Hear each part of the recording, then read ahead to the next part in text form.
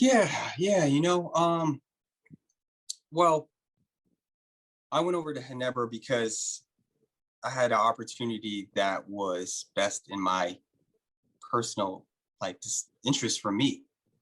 And I had nothing against Morocco. They gave me the opportunity to be the player who I am today. And it's nothing personal at all. It's just I made a business decision, and I went about it the right way with the people that are close to me or that I respect. When I did leave, I spoke to Coach Black right away when I made my decision. We had a nice long talk. I called the manager. I let my teammates know what was going to drop before any of the news came out. So I did go about it in the right way like that to make sure the people that I care about knew what was going to happen and go down. But things like this happen all the time. Guys leaving one team, going to another. Guys getting traded, guys getting released. It sucks. This is just the nature and part of this business of the PBA that we don't talk about enough. This is normal. That's what I'm trying to say. Like trades, let go, cut, different teams. It's all part of the business. Yeah.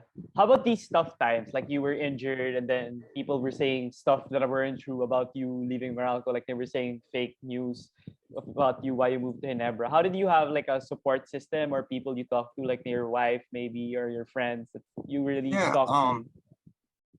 Man, I have such a great support system. My woman, her name's Angie. It's not my woman, but Angie, just, and my grandparents too, of course. I'm really close to my grandparents, for those who don't know, but it was really just, Angie really just keeping my head on straight. I had good friends like Jimmy, Harvey, Ollie Peak, those guys, I really keep a close circle around me. And had I not have her, I wouldn't have handled it as well as I did, to be honest. So, because there was a lot of noise, of course. So, you don't want to listen and read into all of that. It's just such a negative thing to do. You're just going to get worked up. So sometimes you just got to put down your phone, put down your electronics, hang out with the people you love. And everything's going to be okay. Yeah. So moving on to your Ginebra stint, I mentioned earlier that you were like, that's a great introduction on how Coach Tim got you. And in my opinion, since I'm a Ginebra fan and I watch all the games, your Coach Tim really got you because of the versatility. Like you can play any position. He can make you guard the best wing player, guard player from the opposing team. And you have a high basketball IQ, I think. So the triangle wasn't a worry for you to understand. Like some players had a tough time, but maybe for you, you did. But it's not that obvious when you watch anymore. So how was it you going with a system already that was set and that star players were already there with the LA Chaplet? Yeah. It was so easy. Like it wasn't whether I could play or not and keep up with the system with the guys. Cause I've been on the national team with LA and Jap and Jeff. I played with, who else was on? I was just those guys on the national team. I never played with Christian or Stan. I'm trying to think. Yeah.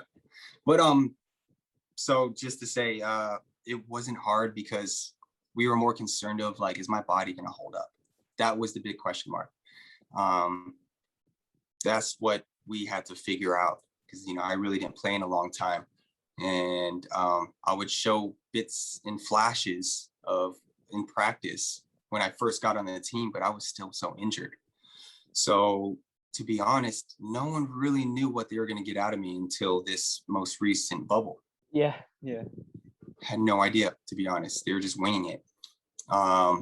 So, me and Coach, we would talk and we were just talking to each other after the championship, so happy that we won and everything and moving to next upcoming season. And it's just this whole, I'm not going to be honest with you, JD, I didn't know how to play you during the bubble because we were so concerned of your injuries and we wanted to make sure you're going to be okay. And how least do we play? It was always a battle of how much, because he always wanted to play me and put me in, but he just wasn't sure. And I told him the same thing. I'm like, Coach, I didn't know either. I was winging it too. I just appreciate that you trusted me and let me, really work through that. And because it was such a mental battle. And now moving forward, now that I'm healthy, I'm found the blueprint to stay okay and play at a pace that's still efficient and still really good. I can't wait for the season to start. So I'm going to be excited. Don't know what's in store, but it's going to be fun. Yeah.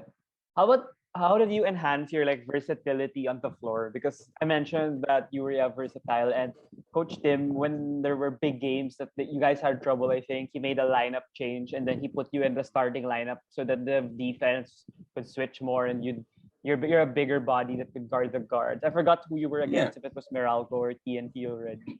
But then he made you guard like Chris, I think, or Pogoy, I forgot. But you guys, you were on one of the great wing players of the opposing team. How did you develop that, having a tough mindset of being versatile and doing anything the coach would make you do? Right. Oh man. Okay. During that whole bubble, I would have to guard the best player on the team. Always had to guard. We played Phoenix. I had to guard Matthew Wright. I had to share it with our other defenders because I wasn't a starter.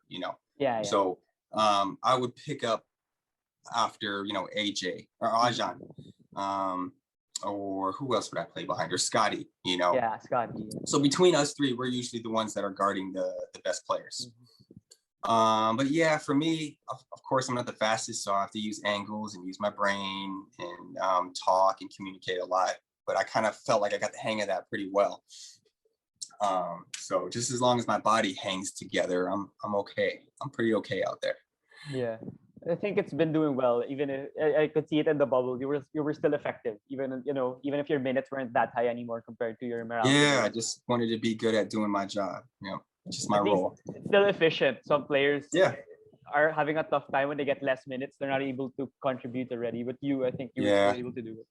You got to adapt, man. Like, you got to adapt. Like, beginning my career, I wasn't a shooter, but as I got older, the ball wasn't in my hands as much.